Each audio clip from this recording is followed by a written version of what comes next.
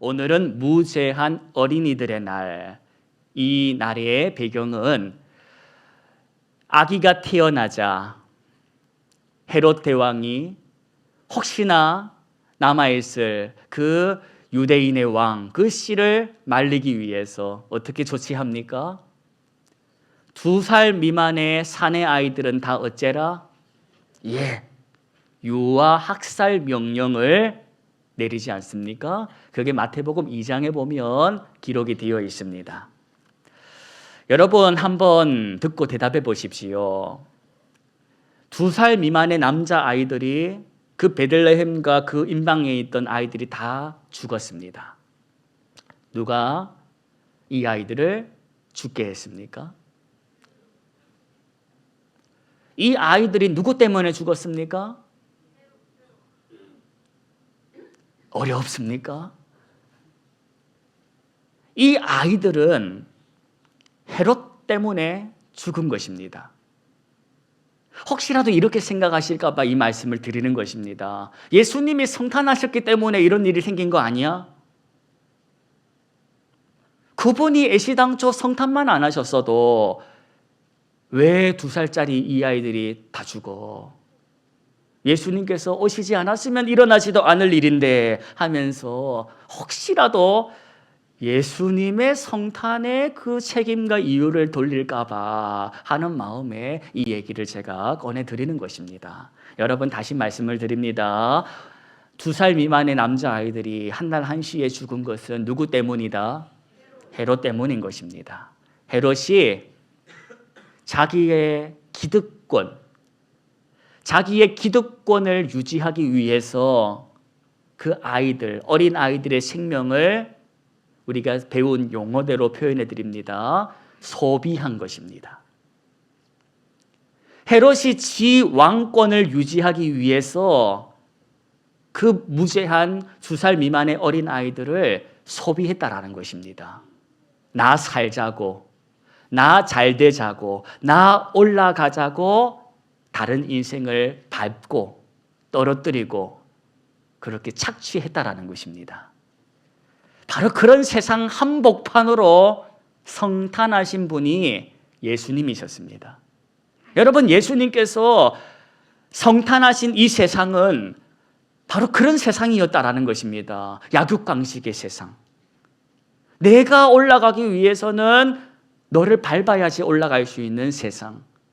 너를 이겨야지 올라갈 수 있는 세상. 그런 세상으로 예수님이 오셨다라는 것입니다.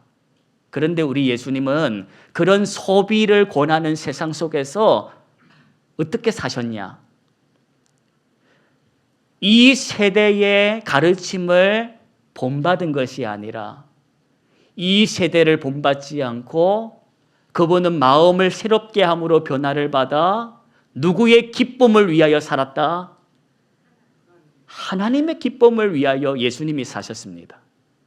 예수님께서는 소비가 판치는 이 세상, 그 세상에 소비를 거부하시고 무엇을 선택하셨다? 사랑을 선택하셨습니다. 나의 유익을 구하지 않는 사랑, 썩내지 않고 무례히 행하지 않고 모든 걸 믿고 모든 걸 바라고 모든 것을 견디는 그 사랑을 누가 선택하셨다? 예수님께서 선택하시고 살아내셨다는 겁니다. 우리의 주님께서 그리 사셨답니다. 그러면 그 우리의 주님을 따르는 나는 어떻게 살아야 하겠냐? 나도 뭘 거부하고 소비를 거부하고 뭘 선택하자? 사랑을 선택하자. 그 삶을 훈련하는 사람들이 성도요. 그 삶을 가르치라고 허락하신 공간이 교회요. 우리는 잘 배워가지고 세상 속에 나아가서 예수님이 행하신 그 사랑을 해보면서 사는 사람들이라는 것입니다. 하다가 실수해도 넘어져도 자빠져도 울어도 포기하지 말자는 것입니다. 하루아침에 달 거라는 착각을 버리고 사랑에 있어서 근육을 길러보자는 것입니다. 여러분, 우리는 성탄의 그 밝은 빛, 그 화려한 조명, 기쁘다 구주 오셨네 하고 찬양하는 그 기쁨만을 보는 수준에서 더 들어가야 합니다. 더 들어가야 합니다. 초보자는 성탄의 기쁨만을 보겠지만 사랑에 있어서 프로가 되려면 거기서 머물지 말고 더 들어가야 합니다. 어디까지 들어가야 하냐? 성탄을 통하여 일어난 슬픔. 오늘 특별히 무죄한 어린이들의 날이라고 했습니다. 그 아이들의 죽음까지도 보고 생각하고 마음을 담을 수 있는 수준으로 들어가야 한다는 것입니다. 내가 보고 싶은 기쁨만 쳐다보는 것이 아니라 그 뒷면에 있는 그림자. 성탄하신 예수님을 계획하신 하나님 아버지의 마음. 예수님이 이 땅에 오실 때에 하나님께서 무조건 기뻐하셨겠습니까? 이제 가면 이 아이는 자라서 종국에 무엇을 지고 십자가를 지고 죽을 거 아닙니까?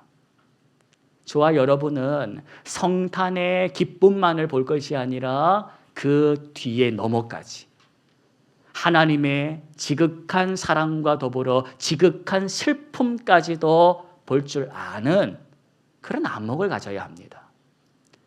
해마다 크리스마스 해가지고 할렐루야 메리 크리스마스로 끝나는 것이 아니라 올해 크리스마스는 하나님의 마음까지 그 깊은 속까지 생각할 줄 아는 그런 저와 여러분이 되었으면 좋겠습니다. 말씀을 봤더니 아기가 태어났습니다. 이 아기가 어떻게 태어났습니까? 이 아기는 성령으로 잉태한 하나님의 자식이었습니다. 성경을 봤더니 이날에 큰 별이 밝게 빛나면서 이 아이의 탄생을 축하했으며 하늘에서는 천사가 노래를 불렀다고 하는 것입니다. 그리고 그 밝게 빛나는 별을 보고 저 멀리 동방에서부터 누가 왔습니까? 박사들이 오지 않습니까? 그 박사들이 밥 사러 왔습니까? 박사들이 왜 왔습니까? 경배하러. 누굴 경배하러? 예수님을 경배하러 왔습니다. 따로 준비한 보배합을 열습니다. 그 보배합에서 무엇을 꺼내어 아기 예수께 바칩니까? 황금과 유향과 모략을 준비한 것을 아기 예수께 드립니다. 아주 귀한 것을 드렸다라는 것입니다. 황금은 왕을 의미하고 유향은 신께 드리는 향을 의미하고 모략은 죽음을 준비하는 것입니다. 그 귀한 것을 드린 다음 드디어 시작이 되는 것이 뭐가 시작이 되냐? 이제 아이와 함께하는 삶이 시작이 되는 것입니다. 아기가 태어나가지고 축하합니다. 축하합니다. 이 축하의 세레모니가 지나가면 현실이 온다라는 겁니다. 현실. 아기와 함께 살아야 하는 현실. 그 현실이 어떻습니까? 행복합니까? 아기가 태어났습니다. 이제 전과는 전혀 다른 삶의 모습이 시작되는 것입니다. 예수님이 태어났습니다. 예수님과 함께하는 삶이 시작이 되는 겁니다. 그런데 이게 웬걸? 태어나자마자 고생이야. 뭔 고생이냐? 살던 곳에 살지 못하고 저 이집트 애굽으로 가야 하는 고생. 가랍니다. 이집트로 가랍니다. 아기의 목숨을 찾는 이가 있으니 이집트로 가서 피해 있으랍니다. 그런데 언제까지 피해 있으랍니까? 언제까지 피해 있으랍니까? 헤롯 왕이 죽을 때까지입니까? 고맙습니다. 그런데 그게 아닙니다. 그건 성경을 알고 있기 때문에 나오는 대답인 것입니다. 성경을 읽었기 때문에 나오는 대답. 결론적으로는 헤롯이 죽을 때까지가 맞습니다만 주의 사자가 요셉에게 말할 때는 그렇게 말하지 않았습니다. 뭐라고 말하냐? 주의 사자가 요셉에게 현몽하여 이르되 뭐라냐? 13절 보십시오. 뭐라고 합니까? 내가 너에게 뭐 하기까지? 이르기까지. 그러니까 헤롯이 죽을 때까지라고 말하지 않고 있어봐, 가 있어봐, 내가 부를게, 이거 아닙니까? 요셉은 바로 이거 믿고 간 겁니다. 이 말씀, 약속 믿고 갔다라는 것입니다. 여러분, 하나님의 말씀을 듣고 그 말씀대로 행동하는 것을 뭐라고 부릅니까? 예, 순종이라고 부릅니다. 그럼 순종과 맹종과 복종은 뭐가 다를까? 순종은 앞날을 볼 수 있어 사는 거고, 맹종은 이유 없이 하는 거고. 그럼 순종도 다른 이유 있어서 할까? 여러분 잘 들으십시오. 맹종은 생각하지도 않고 무조건 하는 거. 복종은 그거 안 들으면 불이익을 받을까 봐 하는 두려움으로 하는 것. 그러면 순종은 뭐냐? 나에게 말씀하시는 일을 내가 신뢰하기에, 내가 그를 사랑하기에, 그가 하는 말이 지금은 이해되지 않고 설명되지 않고 납득되지 않아도 이분은 나를 사랑하는 분, 나 잘 되라고 하시는 분, 이게 그 말씀에 믿고 행하는 것, 그것이 뭐다? 순종입니다. 오늘 요셉은 자기에게 말씀하시는 분, 그분의 말씀을 이 상황 속에서는 해석이 안 될 수도 있지만 지금은 이해가 안 된다 할지라도 어쨌다? 예, 순종하고 갑니다. 어딜 갑니까? 애굽으로 갑니다. 애굽이 어딥니까? 이집트로 갑니다. 자, 갔는데 오늘 본문 보니까 19절에 누가 죽었답니까? 누가 죽어? 헤롯이 죽어. 그래서 주의 사자가 어디에 있는 누구에게? 예, 오늘 말씀 보니까 요셉이 어디 있답니까? 순종했다라는 것입니다. 가라고 한 그곳에 갔다라는 것입니다. 자, 그런데 여러분 20절을 보십시오. 제가 읽어드리겠습니다. 주의 사자가 요셉에게 하는 말입니다. 일어나 아기와 그의 어머니 데리고 어디 가라? 그랬더니 어쨌답니까? 21절은 같이 읽겠습니다. 요셉이 일어나 아기와 그의 어머니 데리고 이스라엘 땅으로 들어가니라. 근데 여러분, 그렇게 가라 해가지고 가는데, 이스라엘 땅으로 가는데 가다가 무슨 일이 생깁니까? 뭘 듣습니까? 본문 보니까 아켈라오라는 자가 어떻게 되었다? 유대의 임금이 되었다라는 것입니다. 그 소문을 듣고는 이 요셉의 마음이 어쨌다는 겁니까? 무서워했답니다. 여러분, 참고로 아켈라오가 누구냐? 헤롯 대왕의 아들입니다. 이 헤롯이 죽기 전에 후계자를 지목합니다. 나 다음 이어서 왕이 될 사람은 아켈라오다. 그래서 이제 아켈라오가 아버지 사후에 당시 로마의 속국이었다 보니까 로마의 황제를 아련하면서 나를 이스라엘의 왕으로 인준해 주십시오 하고 간 겁니다. 그런데 이 로마의 황제가 아버지를 이어서 이스라엘의 왕으로 임명을 하지 않습니다. 그럼 뭘로 임명을 하냐? 왕보다 한 단계 급이 낮은 에트나르크라는 직분을 줍니다. 이 에트나르크가 뭐냐? 여러분 성경 읽으시면 분봉왕이라는 말을 들어보셨을 겁니다. 분봉왕보다는 급이 높지만 왕보다는 급이 낮은 그 에트나르크라는 직분으로 아켈라오를 세웁니다. 여러분, 왜 이렇게 되었을까? 아버지를 이어서 이스라엘의 왕이 되어야 하는데 왕이 아니라 그보다 한 단계 급이 낮은 통치자로 세웠다라는 것입니다. 이유가 있었습니다. 이 사이에 이스라엘의 사람들이 몇 사람이 로마 황제를 찾아와가지고 우리는 아켈로아가 왕이 되는 것을 싫어합니다. 거부합니다. 절대 그렇게 되어서는 안 됩니다라고 상소를 했다는 것입니다. 그래서 로마 황제가 아이고 잘 됐네. 이걸 구실 삼아서 내가 이 이스라엘을 내 멋대로 좀 주물러 봐야 되겠다 해서 왕이 아니라 그보다 급이 낮은 단계로 했다라는 것입니다. 이걸 아켈라오가 알게 되니 자기를 거부한 몇몇의 무리들을 가만두겠습니까? 돌아가서는 어떻게 했을까? 자기의 왕됨을 거부한 모든 사람들을 발본색원해가지고는 다 처단을 해버립니다. 그러니 지금 이 유대 땅의 분위기가 어땠겠습니까? 살벌하지. 그 살벌한 분위기를 누가 들었다? 요셉이 들었다. 그러니 거기 가려고 하니 뭐가 났다? 무서움, 겁이 났다라는 것입니다. 그런데 그때 무슨 일을 또 이루시냐? 하나님께서 그 두려워하는 요셉의 마음을 아셨다, 모르셨다? 아셨다라는 것입니다. 그리고는 꿈에 지시하심을 받는데 어째라는 겁니까? 어디로 가라? 갈릴리라는 곳으로 가라는 겁니다. 유대 땅이 아니라 갈릴리 땅으로.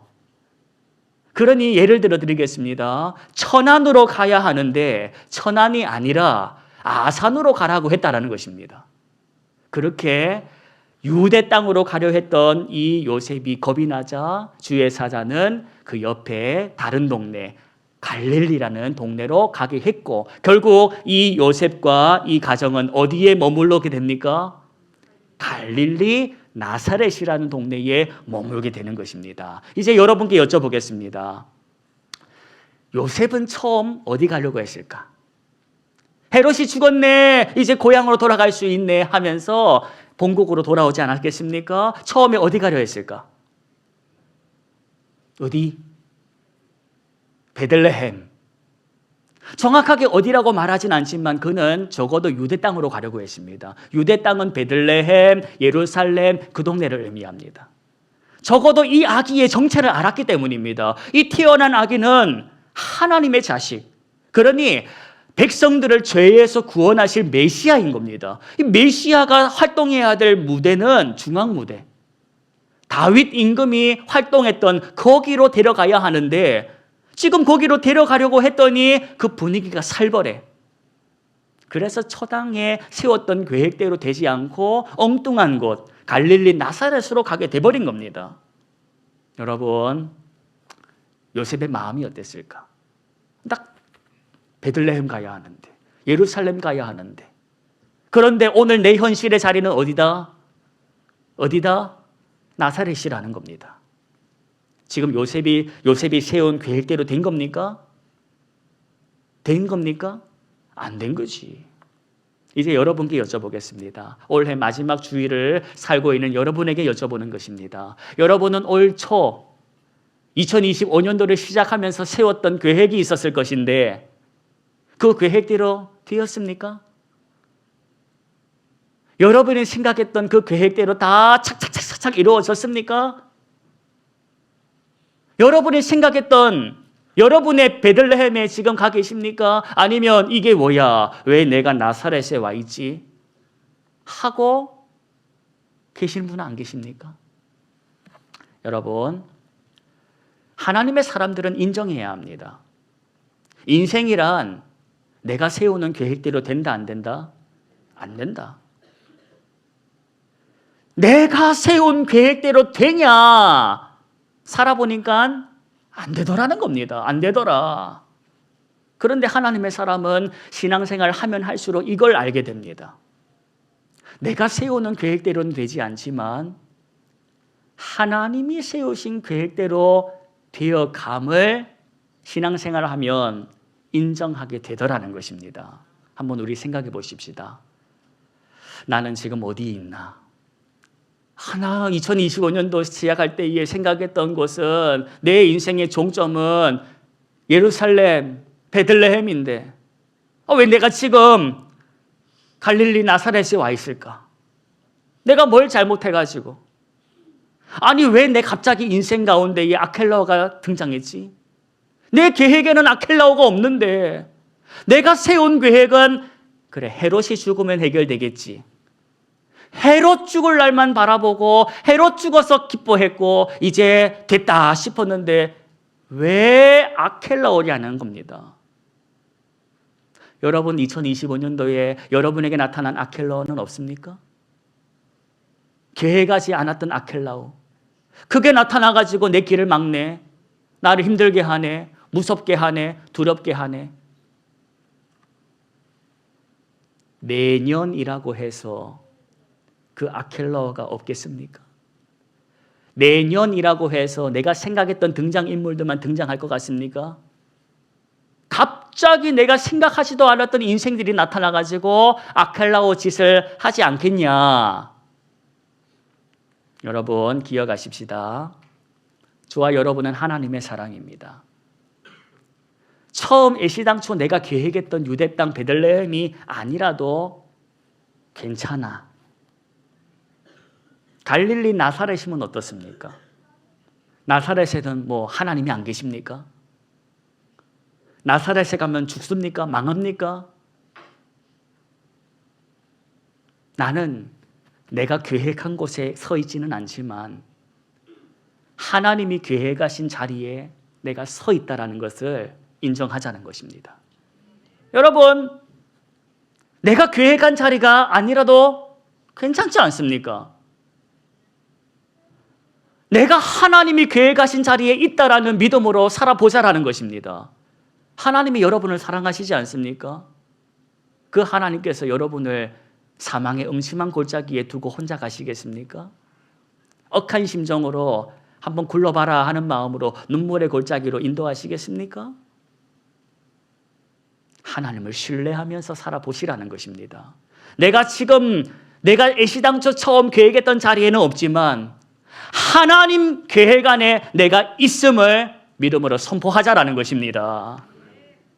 때때로 살다가 아켈라오가 나타나가지고 힘들어 하신 적도 있으실 것입니다.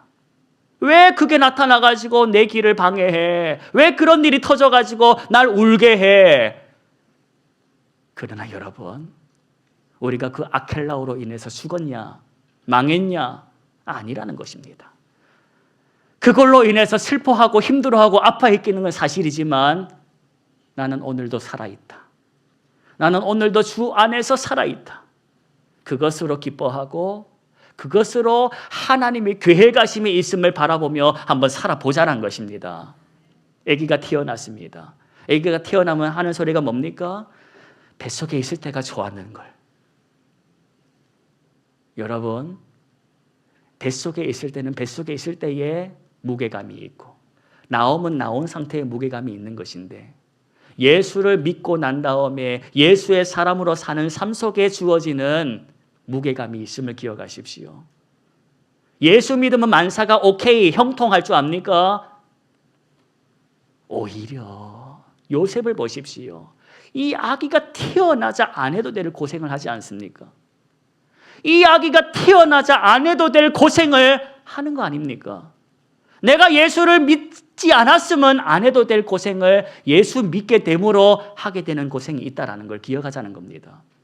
그런데 그런 고생, 하나님께서 나를 힘들게 하는 고생이 아니라 날 철들게 하는 고생, 날 살리려고 하게 하시는 고생인 줄로 하나님을 향한 신뢰함으로 바라보며 살아보십시다. 시작하는 마당에 여러분에게 아켈라오 이야기를 해드리는 것은 환상과 착각 속에 머물러 살지 말자라는 뜻입니다. 내년에는 아켈라오가 없겠지. 오래 있었으니까. 내년에는 아켈라오가 없겠지. 착각하지 마십시오. 또 다른 아켈라오가 깍꿍하면서 나타날 겁니다. 그러면서 하는 소리, 네 계획대로 안 돼. 네 생각대로 안 돼. 내가 가만 내버려 두지 않을 거야. 그럴 때 선포하십시오. 그래, 내 계획대로 안 된다. 그러나 나는 하나님의 계획 가운데 있다. 나는 하나님의 사람이다.